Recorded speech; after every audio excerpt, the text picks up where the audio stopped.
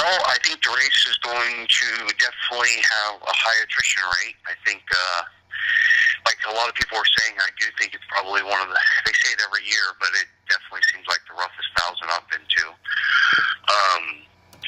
Generally, in years past, I usually start the race, which we're doing this year, and usually, we feel like we have an advantage because I have started the race, 5 Baja 1000s and 1 500, which usually the course is the same all the way to Ojos, and this year, about 75% of the course from start to Ojos is new course, and a lot of it's just bladed through the mountainside. So while it's fast, it's still unfamiliar.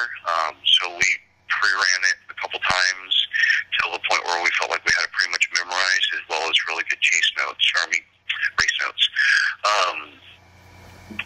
But yeah, the summit's normal. It's rocky, rough.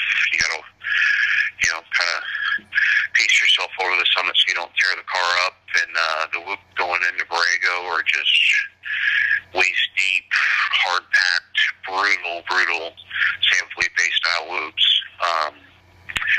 So yeah, I think it'll be pretty fast until about race mile 160. I think we probably have a total of 10 cautions between the start and 160.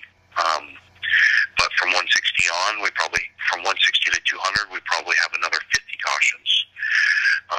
So yeah, it should be fast until about 160, and then after that, it's just going to get rougher and rougher as we go into the San Felipe Loop. I'm driving from the start to Borrego pit, which is race mile 200. We'll change, and we're going to put Sean Twitchell in the car at 200. He's been in San Felipe for a week in his own race car, just running the course every day, finding the smoothest, fastest lines, but there's only so many lines out there, and with all the races they've done down there, there isn't really any that are smooth. It's all brutal. So he's already well beat up, but he knows the course really well. And then he'll come back to Borrego, which works out to be like 460 or so. And then he gets out of the car, Daniel gets in, and Daniel will run from Borrego to over to the Pacific side, and then back up to Ojos. We'll fuel the car again in Ojos, and at that point we'll make the decision whether or not to put me in the car. From Ojos back to the start is the same course as we run going out, so I know that section. I pre-ran that section the most this week. So if we're tight, with another car, I'll probably get in that car when we fuel. So I can either put time on the other car or chase him down. If, we're not tight running with another car, he'll just continue to the finish. Yeah, I definitely like to thank Torchmate. They've been behind us for years, and without them, we truly couldn't be here.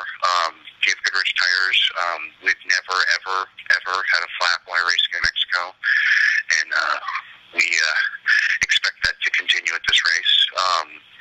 Transfer Case Express is a new company that just came on with us, and it's kind of, a lot of people have asked, why Transfer Case Express on a car with a transaxle, not a transfer case, and they sell transfer cases for everybody's tow rigs is why. But and then of course Schaefer's Off-Road, PRP seats, rough stuff, and PSC steering.